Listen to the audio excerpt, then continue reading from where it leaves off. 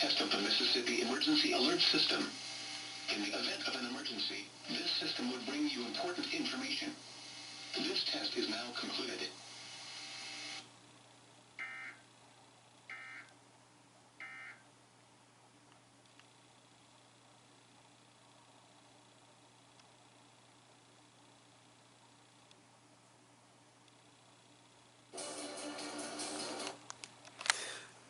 Okay, literally, I literally missed the test. I literally missed the test. Like, completely. Because literally, once I look on here, it was absolutely nothing that I know of. Hold on a second.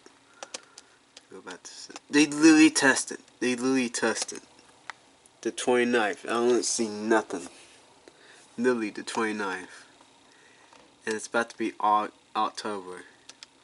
But we got one more day left of September. But oh my god, I don't know why they did that. I mean, they've been failing since, like... I mean, if we go back right here. I mean, we know Mississippi, right here. National Weather Service. Which was on the 5th. But they literally didn't test it on that day. They failed. So yeah, here it is. Quite monthly test. But yeah. I literally completely missed it. But at least I got it on TV, so yeah.